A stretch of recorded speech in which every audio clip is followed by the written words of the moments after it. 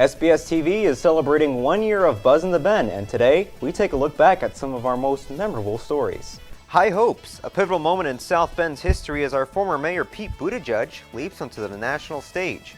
We were there to see how it all began. Arts in Michiana, school plays, art, and music events, plus a local independent film premiere. We take you behind the scenes. A spark of life and one local man's spark of hope. We take a look at Sparky the Clown and how the community rallied together to help pay his medical bills. All that and much more up next on this special anniversary edition of Buzz in the Bend. From our studios at Riley High School in South Bend, Indiana, SBS-TV proudly presents Michiana's #1 student talk show, Buzz in the Bend.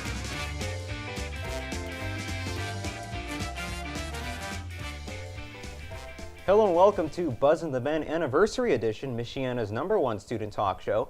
I'm Alex Almanza from Riley High School. And I'm Cecily Ball from Adams High School.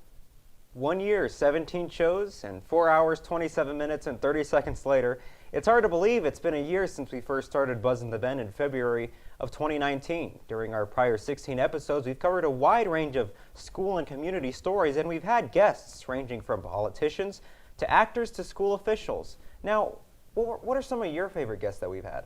Well, my favorite guests that we've had are the directors and actors because I'm interested in film, and getting to know the behind the scenes of how they make films is really, really interesting. Very true. And we've also had some very insightful conversations with local political candidates and officials. In fact, former South Bend Mayor Pete Buttigieg leapt onto the national stage when he made a special announcement in April of 2019. SBS-TV's Bernardo Malone and Ryan Pandori attended what was the start of a long campaign trail. My name is Pete Buttigieg. They call me Mayor Pete. I'm a proud son of South Bend, Indiana, and I am running for President of the United States. On April 14, 2019, the Democratic mayor of South Bend, Indiana, Pete Buttigieg, officially announced his run for president in the 2020 election. Virtually unknown on the national stage, the 38-year-old mayor has attracted supporters from all across the country. I think he will bring the change that we all need to bring us all together and focus on what's truly important. I think he'd be really great for this country. I think he's a very positive person, very looking towards the future. I was watching CNN, so I'm on with a couple other candidates at the time, and he was so well-spoken, so smart, so calm. You know, he served in Afghanistan, he speaks several languages. I just think he's an amazingly brilliant guy. Besides being the youngest candidate, he is also the first openly gay candidate running for president. Let's get to work and let's make history. Thank you. I have 2 moms, so I'm totally on board for that. It's great. I have no idea when somebody's fixed my problem what they do when they go home, so I just know he can do a good job. Whether you support him or not, there's no doubt his run means the world has a new view of the small Midwest city of South Bend. From Buzz in the Bend, this is Ryan Pandori. And I think we can all agree that Mr. Buttigieg has brought a lot of significance to the word South Bend, the city of South Bend. Now, what are some of your experiences seeing a small town mayor bloom, blossom like this? It's actually insane almost. Just the fact that he's just a small, like you said, a small guy in a small town, and now everyone's just like paying attention. It's kind of crazy actually. I don't think we've ever been in this kind of situation before. No, especially on the map. And it's also interesting to see what's in store for the city, because we don't know yet. Not only was it a busy year for the mayor, it was also a busy year for arts in Michiana and South Bend schools. Here at Riley High School, the student-led drama productions directed by senior Braden Allison highlights the importance of keeping the arts alive. And last fall's performance of The Case of Alex Hansen is no exception. The Case of Alex Hansen is about a boy named Alex Hansen who wakes up in jail and is put on the trial for his life, but the catch is he has no idea why he's on trial. The whole show consists of Alex as well as the audience figuring out why he's on trial. Because you guys bring so much energy and life to this show, but that life and energy is absolutely killed if we don't go over our blocking outside of The whole idea of a student-directed theater program started because my sophomore year we didn't have any show performed. We normally had a spring musical and that didn't end up happening. So I went to Mr. Henderson and talked to him about the idea of us having students lead a fall play because we used to have fall plays. He was all on board with the idea, and last year we kicked off the whole program with Anonymous, which I also directed. Stenographer. Of the 372 words, the defendant. So my character is very confident and sassy, I guess. You get kind of a Mean Girls vibe from her.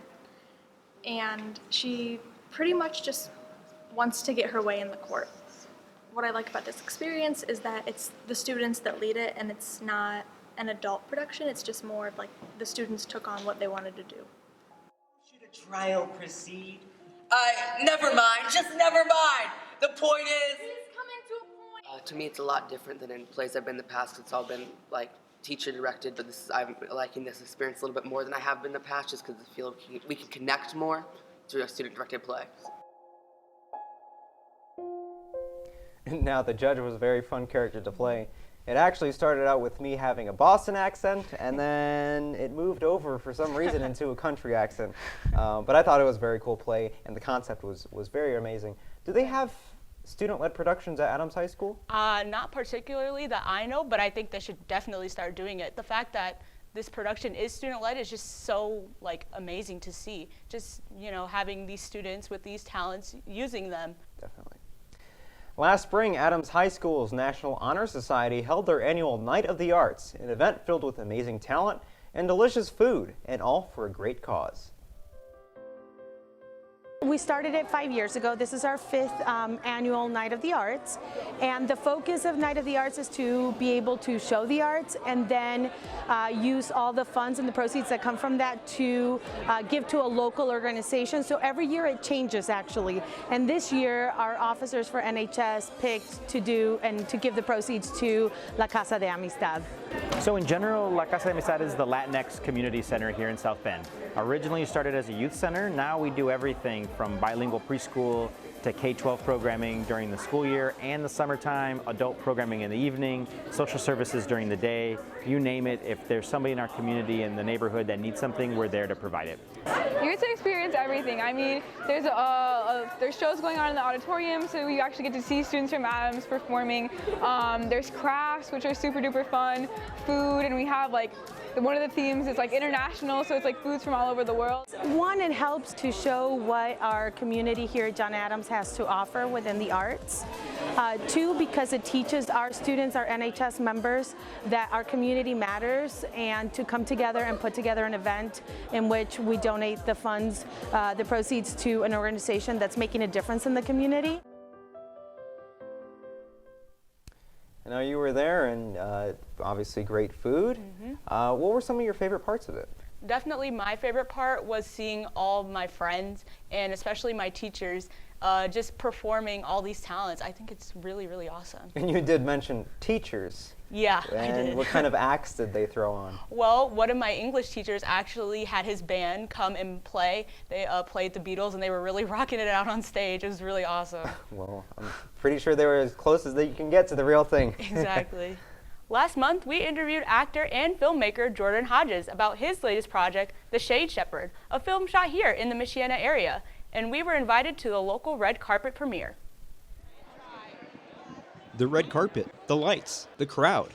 It's all the glitz and glamour you'd expect from a Hollywood premiere. Locally shot and produced film The Shade Shepherd had its Indiana premiere at the AMC Showplace 16 in South Bend last week. I'm starring in a movie, that's me on the picture right here if you can see it.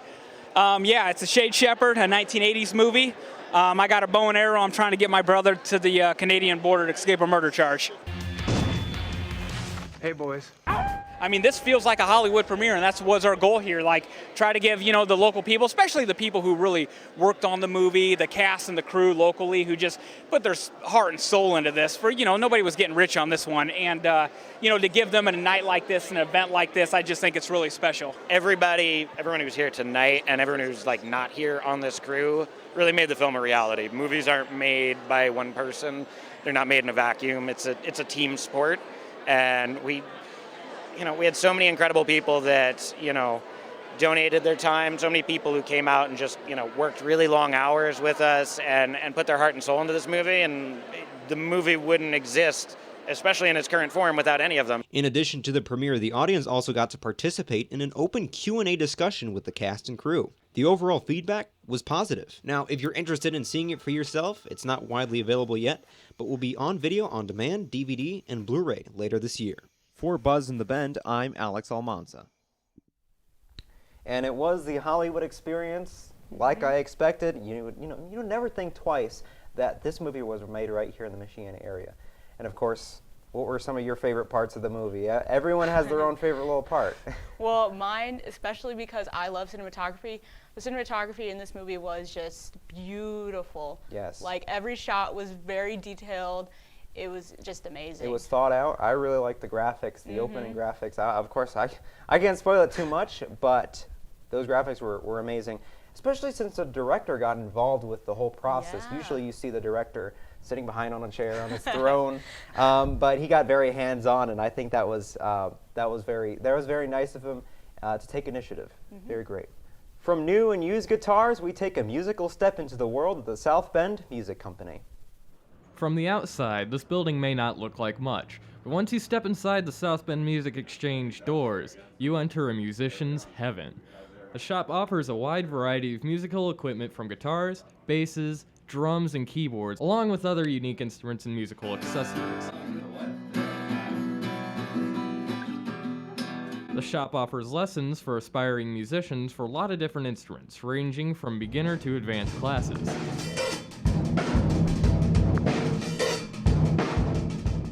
It's a great group of people here, sometimes I'll come in way early before I have to teach a lesson just to hang out and, see my friends and talk music. It's been in process for months on end because something always comes up and I never get a chance to get back and finish this one.